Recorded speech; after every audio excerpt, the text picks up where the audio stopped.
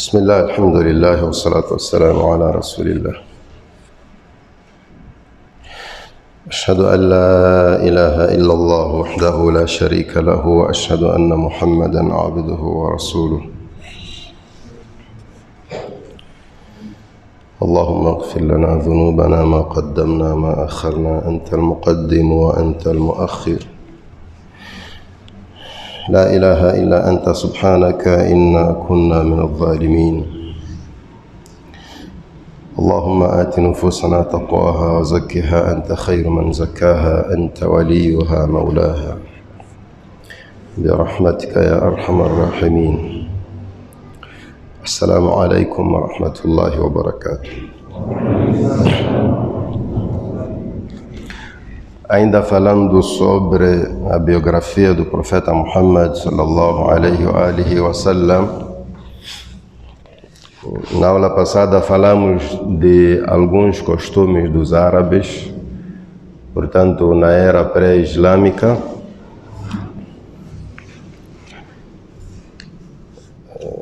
Falamos dos tipos de casamento que eles tinham e é daí que nós vamos dar continuidade a esse tema. Mas antes disso, tem aqui uma coisa muito interessante para sabermos. Dissemos que os árabes continuavam com algumas tradições do Nabi Ibrahim alayhi salatu wassalam, embora adulteradas.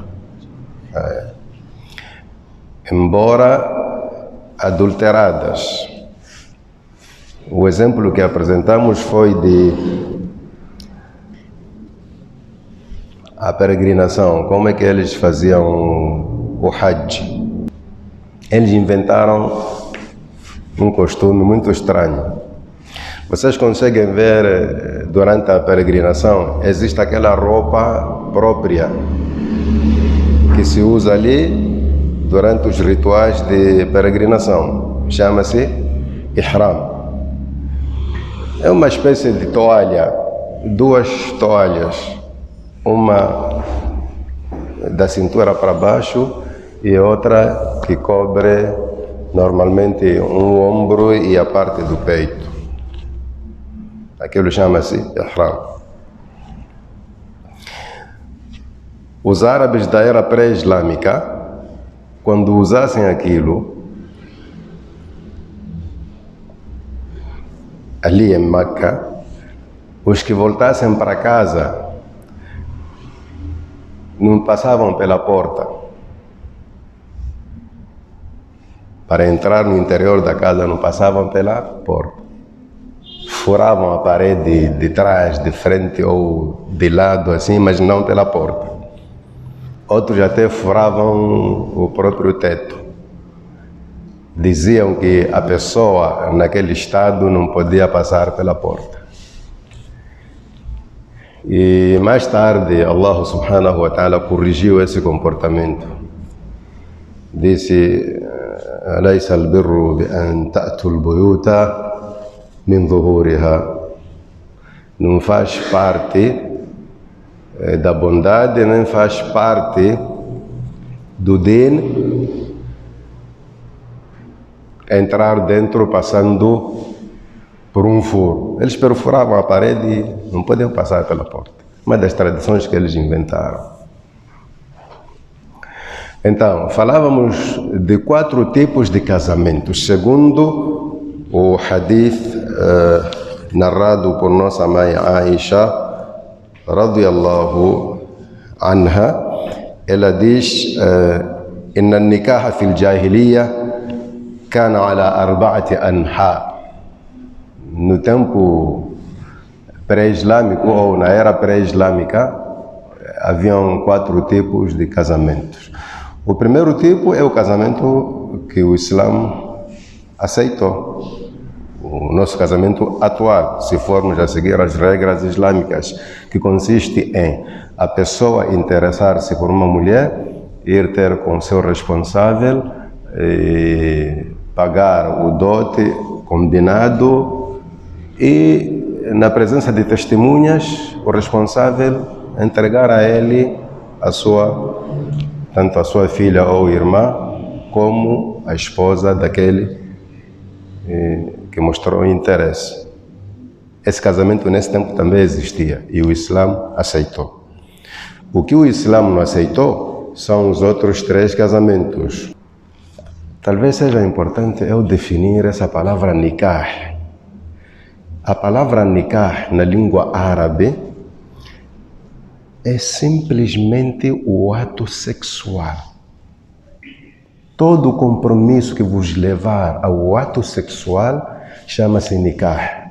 Só que pode ser nikah legal ou ilegal.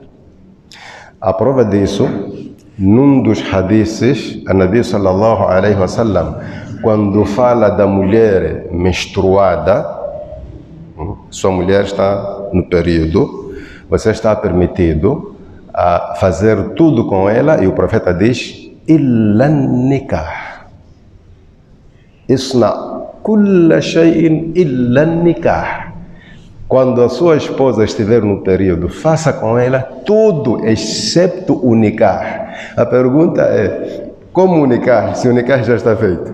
Então significa que nikah aqui significa ato sexual.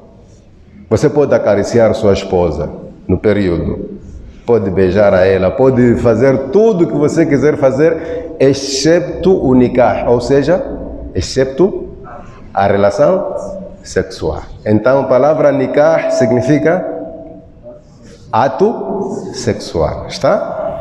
Então, neste hadith, a mãe Aisha está a nos dizer que na era pré-islâmica o ato sexual acontecia de 4 formas. A primeira forma, que é a legal, que é a permitida, que o Islã aceitou, é a pessoa interessar-se por uma mulher, gostar de uma mulher, ir ter com os seus responsáveis, depois da conversação e tudo, traçar-se o dote, o mahr, o homem pagar, e o responsável entregar o seu familiar a ele. E aí na entrega temos regras. Quais são as regras? O responsável deve afirmar na presença do homem que está interessado, que na primeira pessoa, eu lhe entrego minha filha como esposa, ou eu te caso com minha filha, ou te faço casar. Qualquer expressão que faça entender que ele está a entregar a tal moça em casamento, esta serve. E o interessado deve dizer tudo no passado, no pretérito.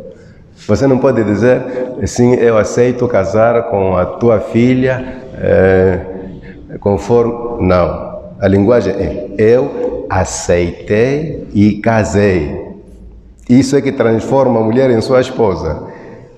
Eu aceitei o que você disse, não é aceito, porque o presente às vezes transmite o sentido de futuro. Se você diz eu aceito, tipo, pode ser no próximo ano, mas eu aceito. Não se quer isso, tem que pôr tudo no passado.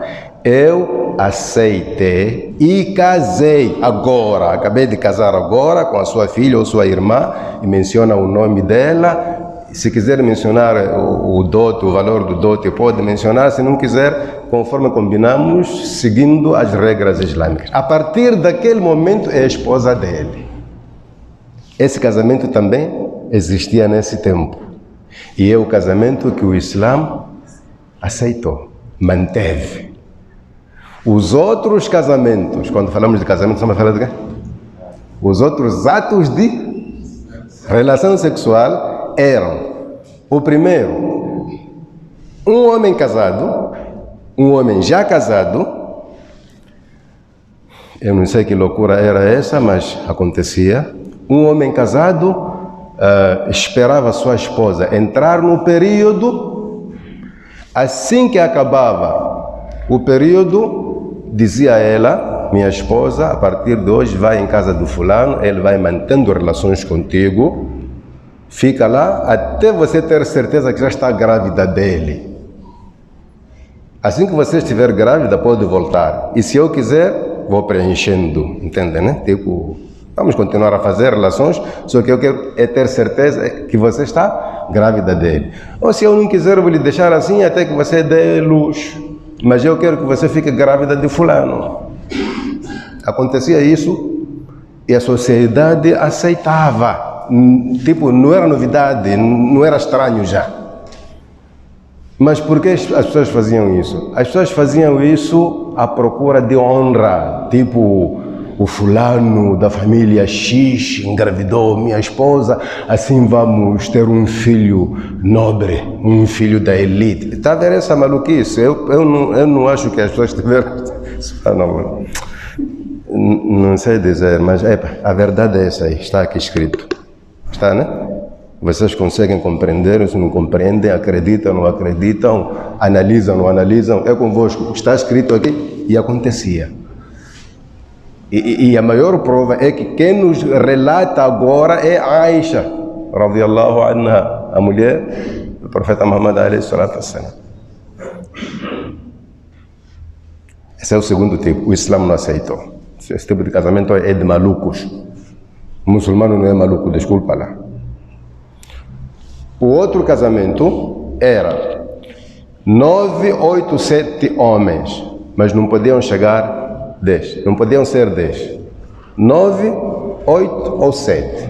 Entre 6 a 9 homens saíam em conjunto e iam ter com uma certa mulher. Uma mulher que não nega a ninguém. E mantinham relações com essa mulher. Até todos terem certeza que já fizeram o que o outro fez. Tipo, cada um ter certeza que do jeito que ele manteve, é do jeito que eu mantive. E todos fizemos a mesma coisa. E saíam. A partir daquele momento, a mulher não mantinha relações com outra pessoa, senão aqueles 7 ou 8 ou 9. Quando ela ficasse grávida e depois dar luz, chamava os 9, os 8 ou os 7. Depois de alguns dias do bebê nascer, dizia fulano, vocês sabem o que aconteceu entre nós, né? Lembram-se, né? Ninguém esqueceu. Ok, este filho é vosso, mas eu decido que seja do fulano. E ele apontava a um dos 9, e aquele um não tinha como negar, tinha que aceitar. Mesmo a saber que ele não estava sozinho naquele dia, foi o escolhido. Isso era sabido na sociedade. Estamos no terceiro casamento, né? Esse é o terceiro, né? Terceiro ou segundo? Terceiro.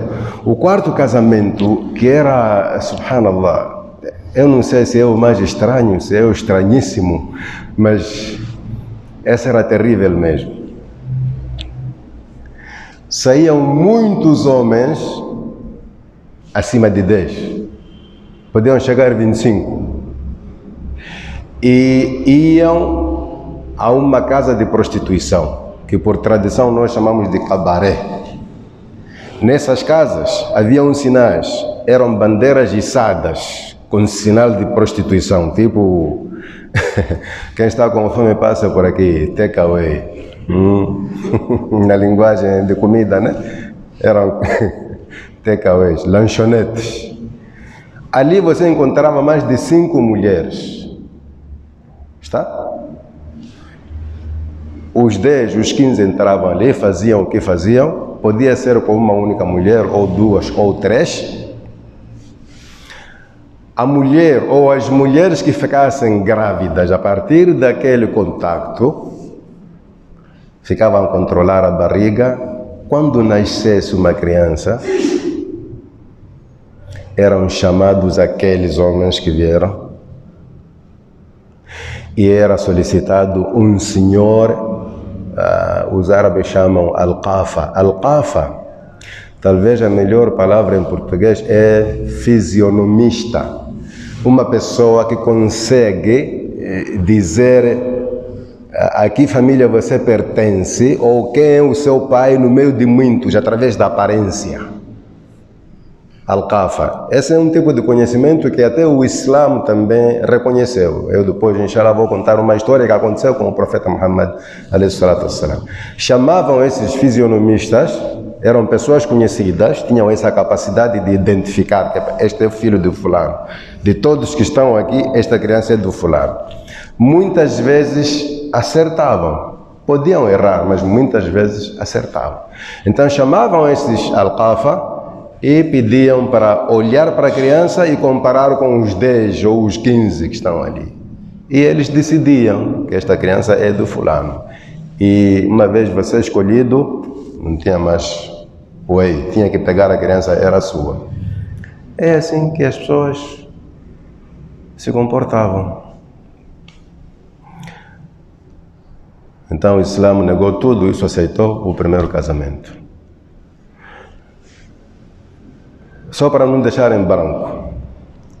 Vocês lembram de uma história que contamos na aula passada sobre um homem branco que teve um filho preto? Lembram? Ok.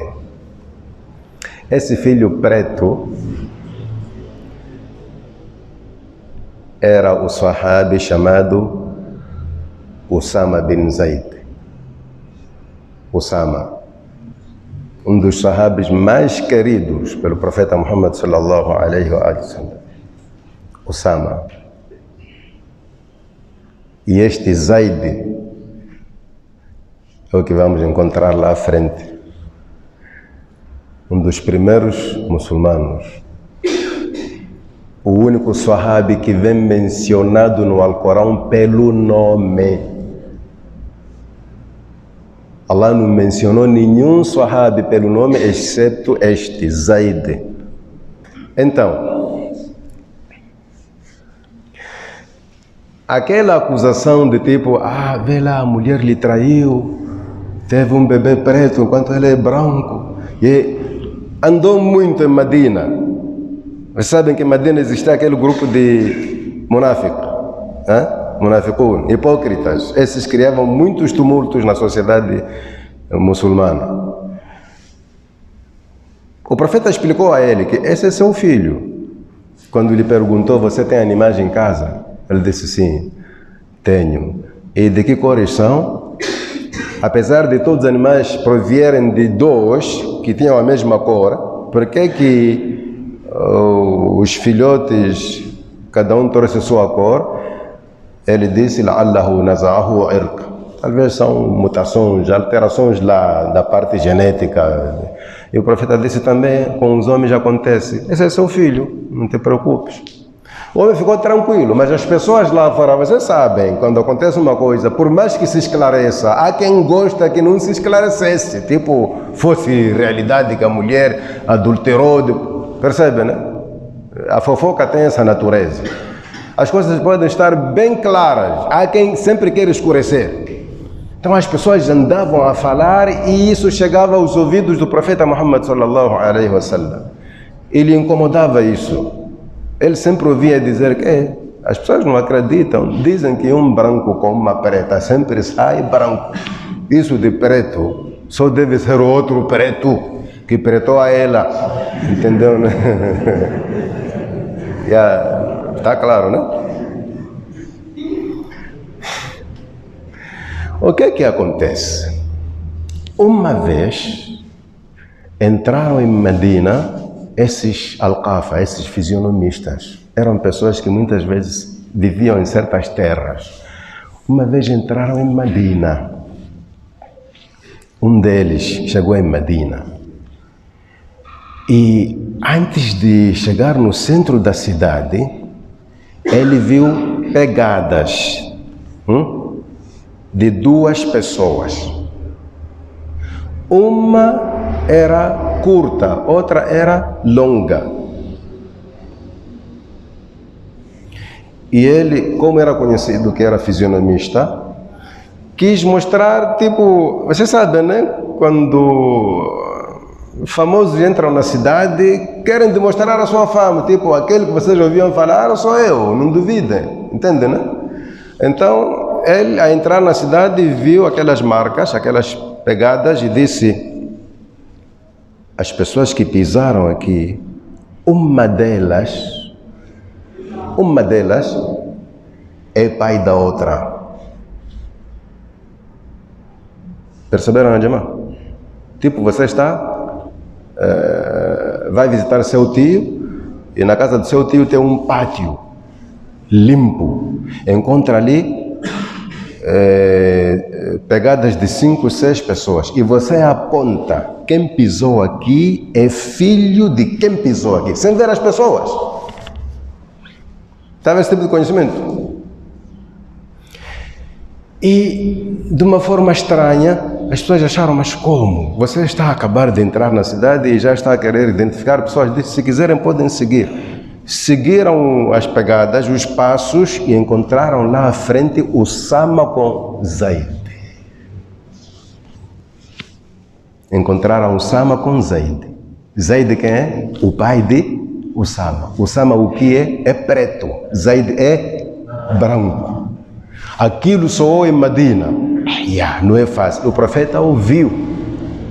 Ele veio e disse: Alam aquul lakum? Não fui eu o primeiro a dizer que este é filho dele? Tipo, a Nabi alayhi salatu wassalam está a concordar com esta ciência. Está, né? É possível termos pessoas que conseguem identificar a paternidade de alguém a partir de aparências à distância.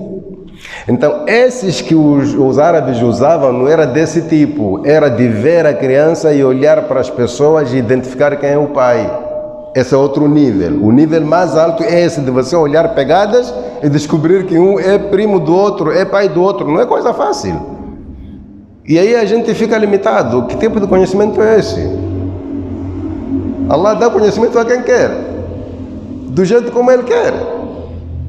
Você não pode pensar que o conhecimento adquire-se de uma única maneira.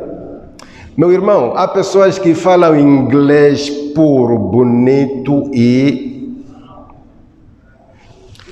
não tem nem 10ª classe. Estuda onde? Inglês convincente, não é esse da rua aí, give me water, esse de... Não! Give me water é para toda a gente, mesmo o maluco consegue dizer give me water. Aquele inglês do tribunal, que o juiz precisa de parar para escutar o réu, o que é que está a dizer? Não tem nem 10ª classe. Onde é que buscaram? Os primeiros cientistas, em que universidade estudaram? Mas nós estamos a aprender coisas na base daquilo que eles entendem, né? Estava a falar isso só por causa deste tipo de conhecimento. Atenção, eu nunca ouvi falar que aqui tem esse tipo de pessoas. Nunca ouvi falar. Não disse que não tem, nunca ouvi falar. Só que me lembro, na infância, que existiam pessoas que, por exemplo, numa casa acontece um roubo e eles olhavam o pé e sabiam que é o fulano que roubou.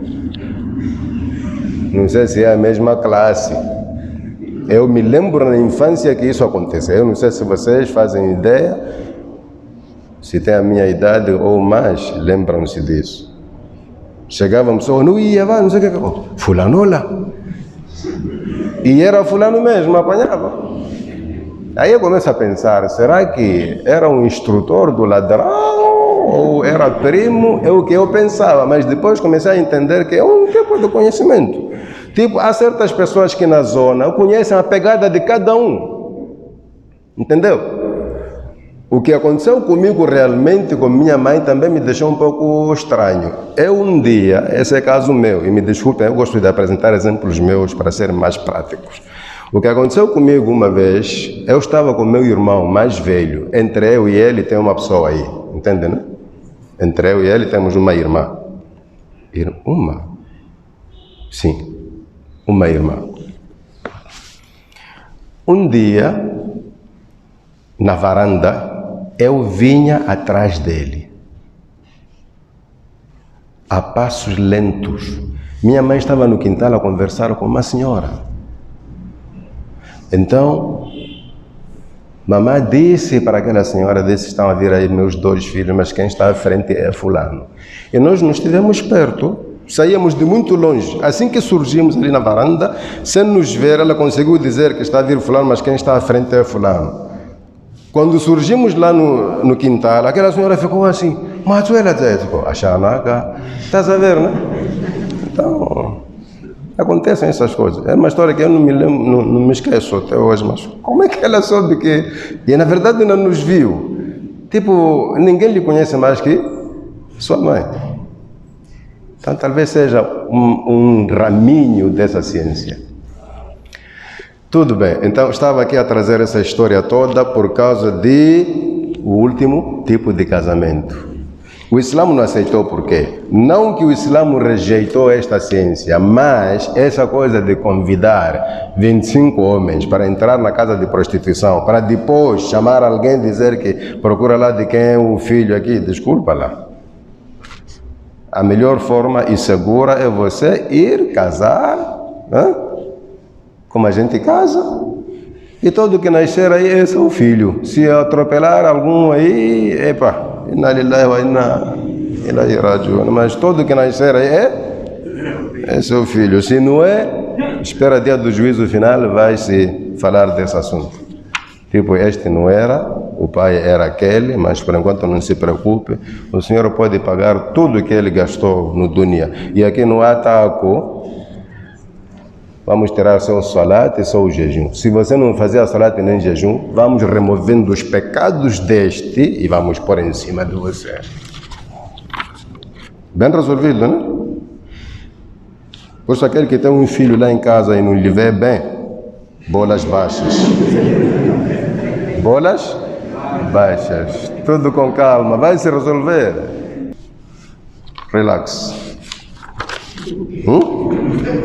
Relaxar, mano, não te preocupes. Tudo bem. Outra coisa que acontecia naquele tempo era a poligamia sem limite. Poligamia sem limite, já entende, né? O homem podia ter o número de mulheres que quisesse, sem limite mesmo. Isso que está aparecendo na sua cabeça, isso mesmo, sem limite. 80, assim, 45, 30, podia ter. O Islã, quando apareceu, não, aquela antepa é demais. 8, 9, 10. Baixou o número para 4. O Nabi alayhi salatu wassalam viveu de perto uma situação igual. Encontrou um homem que tinha 10 esposas. 10. Mano, o que você faz? Desculpa lá, 10? Ou passa 4 meses sem chegar numa delas? Alguma coisa não está a andar bem aqui. Então o Nabi alayhi salatu wassalam disse, escolha 4 das 10, escolha 4 que você gosta mais e as 6 liberte. Vai encontrar outros maridos. Essa religião aqui, até lá não.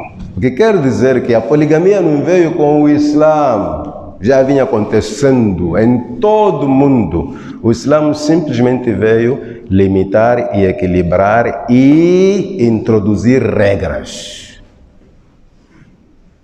Quando falamos de poligamia no Islã, o Islã veio limitar, equilibrar e introduzir regras.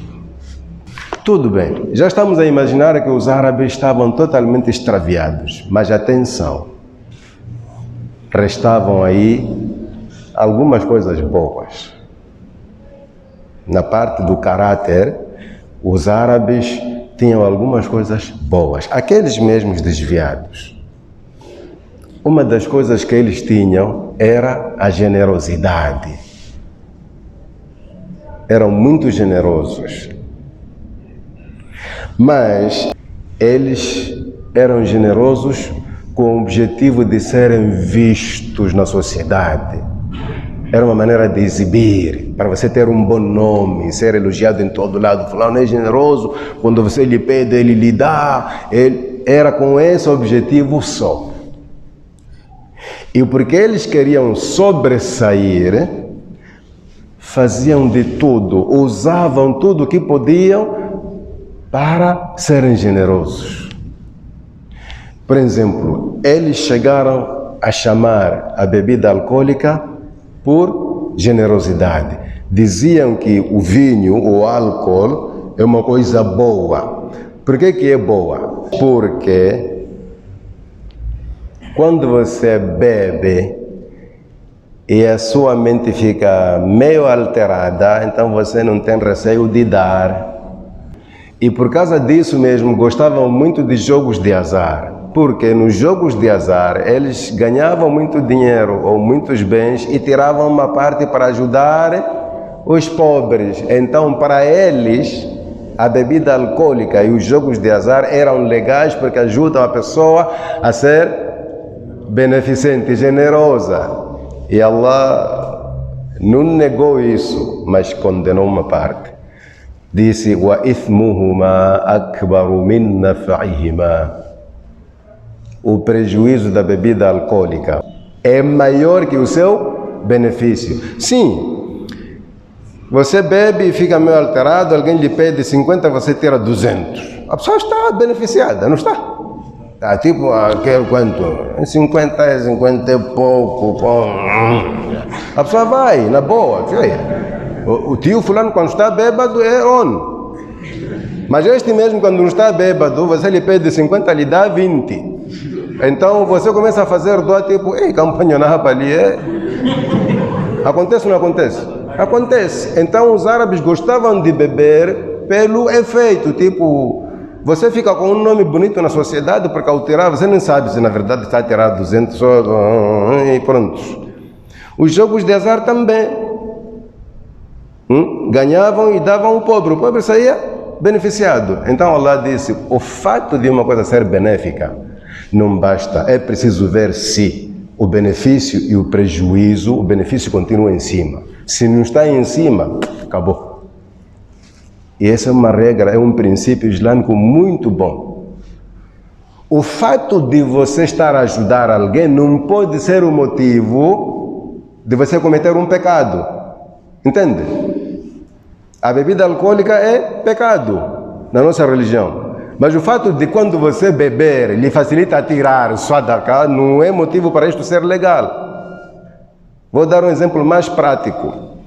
Temos viúvas, mulheres que perderam maridos, mulheres pobres. Então você todos os dias passa lá, dá alguma coisa, mas outro dia passa lá para você ser dado alguma coisa. Já entenderam? Para tentar falar como adulto. Assalamu alaikum, hali salam. Varla que escola que riva. Tá tole ane shole tolo ho khabale varla que escola que riva. Varla que escola que riva. Varla que niva. Nugu non ro vareli atiwe. Okohiya pa mikina ma chutari kulle. An-nabiy sallallahu alaihi wasallam irale ma varge mono atiana e okela jena shanaya. Ma varge mono saina hu varge ni. O problema não. Então você aproveitou algo legal para fazer algo ilegal. Quer manter relações com ela, vai casar, ela está solteira. Não aproveita aquela pobreza dela para depois que hana atiana raru ana varaga monon cidade mumu ou que ela jana achando.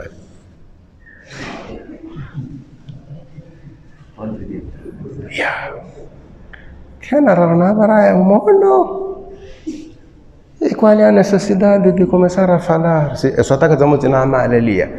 Alô, mpela mampanha macari, bigo mereka. Ya himali awale.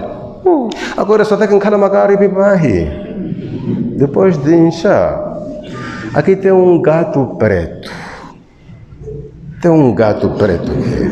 Porque se fosse branco seria visível. Aqui tem um gato preto. É isso que Allah está a dizer. Olha, se uma coisa é boa, mas o prejuízo é maior que o benefício, fica haram. Essa parte boa não interessa. Você não vai beber porque matata kankiliba, que não vai passar. Entenderam, irmão? Eram muito generosos. E essa generosidade, qual era o objetivo? Fama. Por isso, tudo que lhes facilitava a serem generosos, para eles era legal. Allah disse, não é assim. Quer ser generoso? Consciente. Tem que dar consciente. E a Nabi alayhi salatu wassalam diz, Ibda biman ta'ul. Você quer dar? Começa com as pessoas que vivem contigo em casa. Não vai dar só da cá fora enquanto as pessoas estão a passar fome. Então você não está bem. Allah vai lhe perguntar sobre pessoas de casa, não sobre pessoas de fora. Então comece com eles e depois a parte facultativa, faça. Outra coisa que os árabes tinham é o cumprimento do compromisso. Os árabes tinham isso. Cumprimento de compromisso. Tem um compromisso, os homens estariam lá, porque eles achavam, e tinham razão, eles achavam que todo aquele que não cumpre com um compromisso é falso. E é verdade. Tipo, se o árabe, mesmo naquele tempo, te prometesse que coisa X, hora X, lugar X, podia atrasar, mas estaria ali. E uma das pessoas com essas qualidades, antes da profecia, foi o profeta Muhammad alayhi salatu wassalam. Ele já teve um compromisso com alguém e andou 7 dias naquele lugar. Primeiro foi, o homem não apareceu. Segundo foi, não apareceu. Até 7 dias.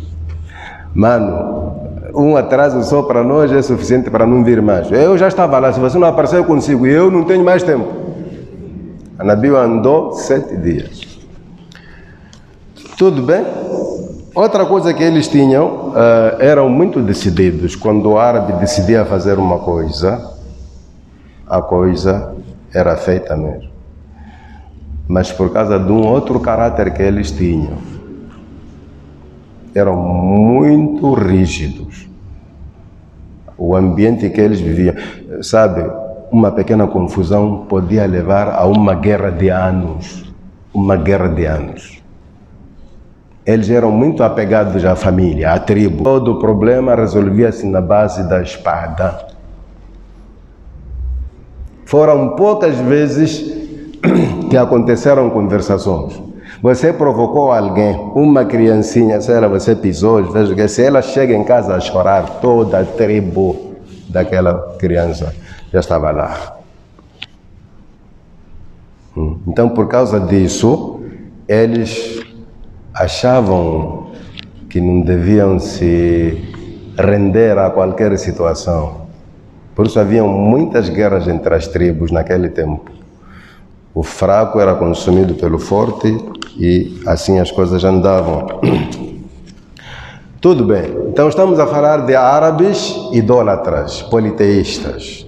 Eu adiantei que estamos a falar dessas coisas agora só para entendermos, para ficarmos informados da situação em que o profeta Muhammad alayhi salatu wassalam encontrou os árabes. Esta provavelmente é a última aula em que vamos falar dessas coisas. Na próxima nós vamos entrar na vida real do profeta Muhammad sallallahu alayhi wasallam. Ou seja, vamos começar com a família dele até onde Allah nos permitir chegar. Mas essas coisas são importantes. Os árabes, em termos de sociedade, dividiam-se em 3 camadas. Existia a camada da elite, os mais, aqui temos, né? Nós, todas as sociedades são assim, sempre tem aquela gente lá de cima, os intocáveis. Tem aquela camada do meio, os médios, e tem aquela de baixo. Eu não preciso falar muito dessa de baixo. O que é que acontecia? Eles tinham o problema com o gênero feminino. Os árabes tinham um problema grande com mulheres. Então, sentiam-se envergonhados ter uma menina. O Alcorão descreve isso, diz: وَإِذَا بُشِّرَ أَحَدُهُمْ بِالْأُنْثَى ظَلَّ وَجْهُهُ مُسْوَدًّا وَهُوَ كَظِيمٌ. Depois ficava, quando alguém recebesse a notícia do nascimento de uma menina, começava a escurecer na cara, tipo tristeza. Ficava totalmente abalado. Do tipo, em plena conversa, alguém vai lhe dizer que o seu caminhão caiu na ponte. Como é que você fica? Muda, né? Mas aonde? Como é que foi? Você fica baralhado. É essa situação em que se encontrava quando aparecesse uma notícia a dizer que sua mulher deu luz a uma menina. Assim, e depois começava a pensar, o que fazer com essa menina que nasceu? Ok, ir enforcar ou pilar a miúda para desaparecer, ou enterrar viva. Ou tenho que manter assim mesmo em casa com essa vergonha. Essa era a situação moral dos árabes. Onde foram buscar esses problemas, eles é que sabem. Era normal pegar uma criança, enterrar viva e não aconteceu nada.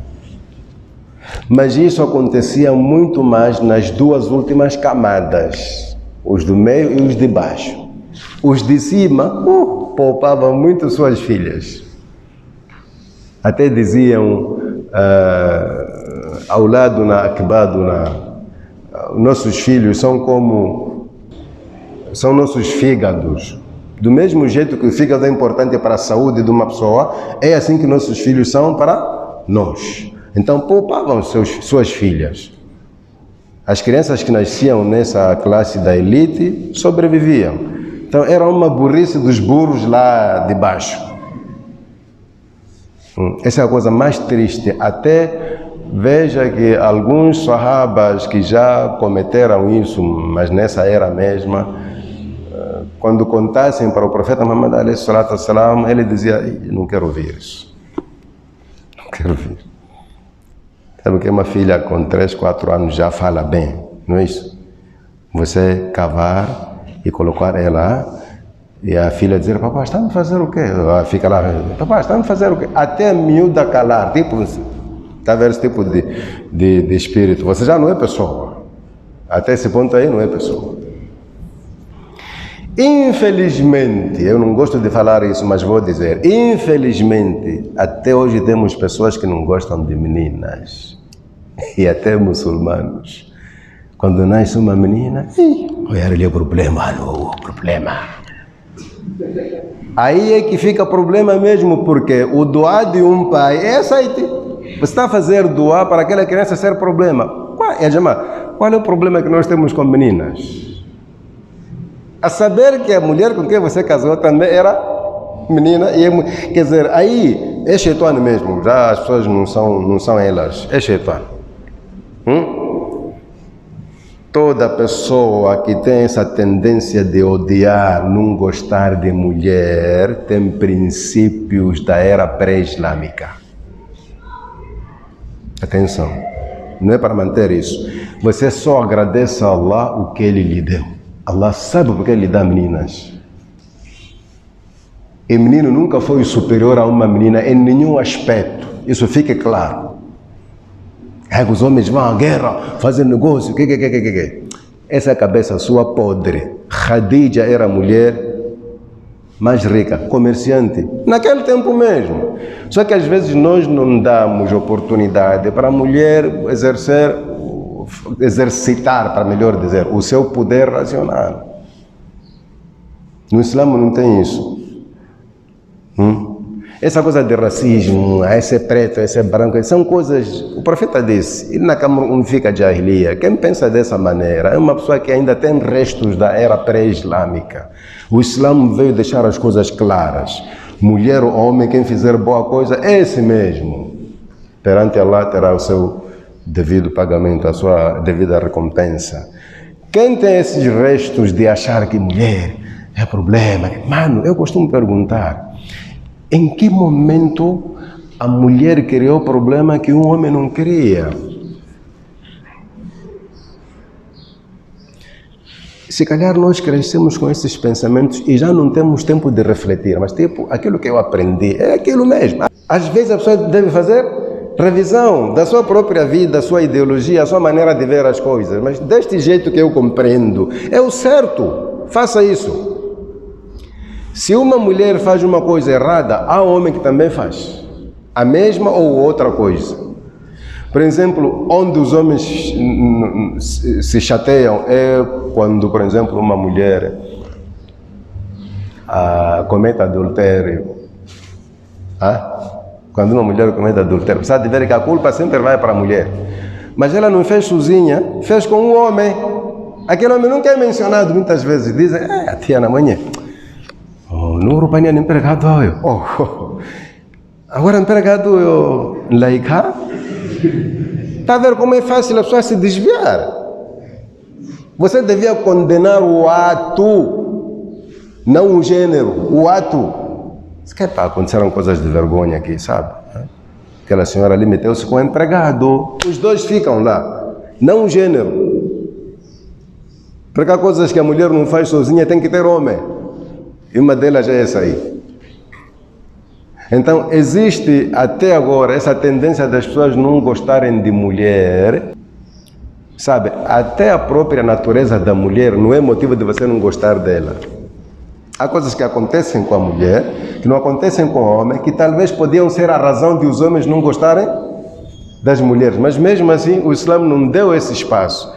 Aquele homem que foi ter com o profeta Muhammad alayhi salatu wassalam e disse, "Ya Rasulallah, o que é que se passa com as mulheres?" Queria saber do período. Por que as mulheres mensalmente entram naquela situação e nós não entramos? Quer dizer, há coisas muito simples. Não era para agradecer e ficar calado. Já que eu não entro naquilo, não era só para agradecer. O homem disse, eu não entendo. Por que que a Nabi alayhi salatu wassalam simplesmente disse, "Hada amrun katabahu Allahu ala banati Adam." Essa é a natureza que Allah colocou nas mulheres. Tem que passar por aquilo, para o bem-estar delas e de vocês também. Sabe qual é um dos benefícios para o homem? Os benefícios da mulher entrar no período para o homem. Sabe qual é? Alguém sabe? Se não sabe, até a próxima aula, inshallah. Ficaram todos assim. Se vocês não menstruam, qual é o problema? Mano, se aquilo não acontecesse, eu lhe garanto que ninguém viveria com mulher nem 6 meses.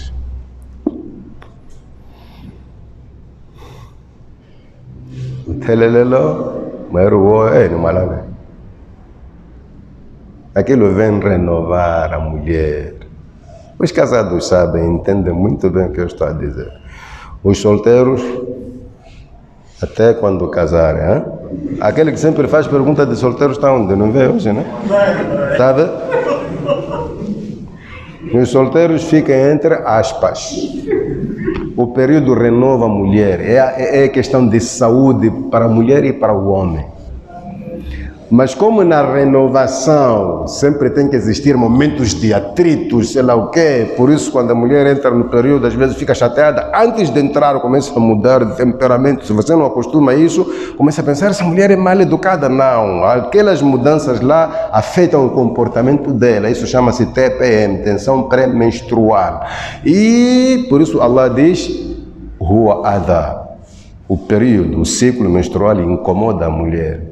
O incômodo ali não é simplesmente a cólica, sei lá, não. Até psicologicamente.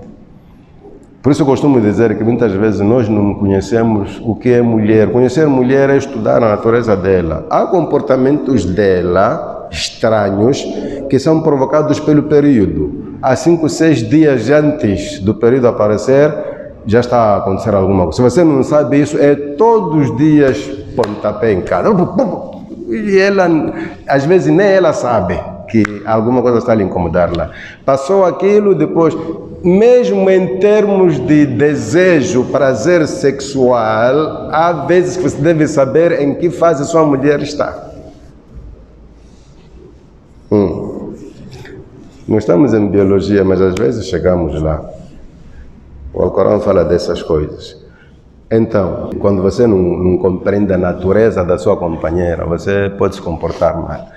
E nós devemos agradecer o fato de Allah criar as mulheres para nós. Wallahi, não existe coisa boa mais que mulher.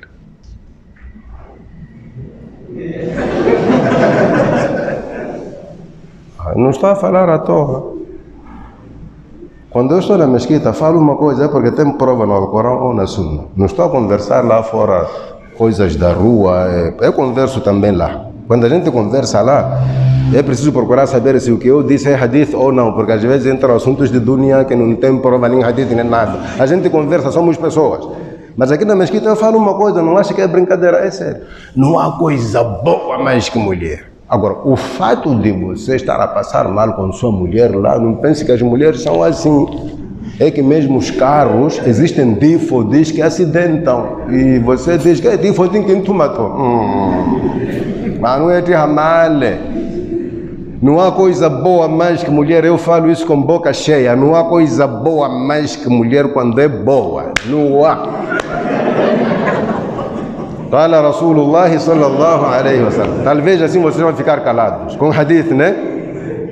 A dunya kulluha mata'. O dunya só tem coisas boas de prazer. Wa khayru mata'i dunya qabla al-mar'a. A melhor coisa do dunya é a mulher. É mulher, em primeiro lugar. Depois vai buscar Salihah. É isso que eu disse. Se você passa mal com sua mulher lá em casa, não pensa que eu olho uma coisa que vai te atacar na quase na tia. Tira não é que sana. A tia norera. Só que orera eu tá vale. É um assunto. Açúcar é doce. E quando é demais? Diabetes. Assunto. Odia. É pior. Mais 2 minutos, Jani. Odia. O meu relógio é vermelho. Esse bolso aí não é comigo. Alô. Inama alô seriosra. O que é outro vai para tirar uau, carre brincadeira. O que eu vos aconselho, meus irmãos, em relação às mulheres, é vocês saberem usar a mulher. Mulher é coisa boa, mashallah. Eu sou testemunha. Quem não testemunha com ele? Mulher é coisa boa. Simplesmente saiba usar. Saber usar o como? Temos muita coisa perigosa em casa. Não nos prejudica porque sabemos usar. A faca não corta. Não temos facas lá. Quem é que sai a sangrar todos os dias? Porque sabemos onde pegar e com que parte cortar. O fogo queima. Quem é que sempre vem aqui aceso? Não, saiba usar. Por isso, aquele hadith que muitos compreendem mal, quando o Nabi alaihi salatu wasalam diz ittaqu dunya wa ittaqu nisa, temam o dunya e temam as mulheres. As pessoas deixam o dunya, só se concentram nas mulheres. Até na iriam gove, ok, oromo ali atuniano, motaman tunianimo.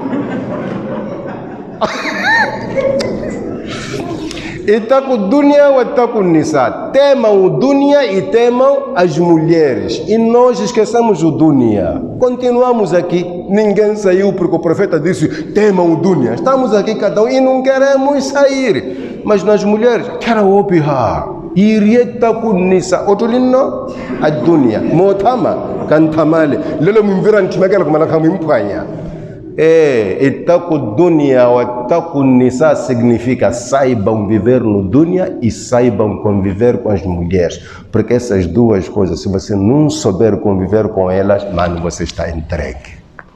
Wakalan dunya ni mu contar com ira. Ya, o hele o timakelo. Onati makata wenetu kumpanya. Kuzuwe lokala.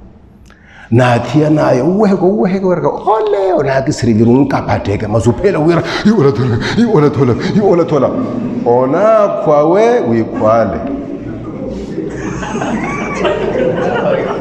ona kwa wikwale. Presta atenção, mtu akelava le loja hinto amarota atuwele ke nrowelawe wopio kama ele kavi ona tukia mkora witumale. Mas aquilo que vi heria. Epa, senhor, queremos fechar a porta. Mas eu queria aquilo ali. E quero experimentar. O senhor me acompanha. Outro ele que ora que enrolo, hoje que enrolo meu fulano. Mas ora ele que enrolo passear, que o regetuie. Munna, mala o yeria nzuruku. Ohonale, yotuma. É isso que o profeta disse. Saibam viver no dunya e saibam conviver com as mulheres. Não disse para eu tenho o opi raio. É tio opi munna, na wanelia. وجنة ذهب الرنجات ذهب na Adamu ne rancha kawana le awana la mara nini mu kompela tsoko hitela athela wopi ha nkhomeke mu nihiyeke. Assalamu alaikum wa rahmatullahi wa barakatuh. O hitela le orna manera o telava nini wanana tá cheio de mulheres aqui para casar. Quem está a estudar, continua a estudar, mas com plano de casar. Está a ouvir você? Tá? Sim, esta aqui. Mas eu gostaria de ter um opia, não sei o que, mas não moro com opia. Não tunacha kuiluma, tu quando kula ninna uti bani. Não tunacha ka kuiluma ka. Está a comer e morde-se alguma vez martelo. Esse aqui martelo que? Ya ko hiluma ku viturera ka kumalaga acabou ni wirihia tunatia agora ya o kirakala bana. Mas continua a viver com ela. A gente não tem como não viver com aquelas ali. Acabam que te piamu wa hukala ntunwareia. Assalamu alaikum.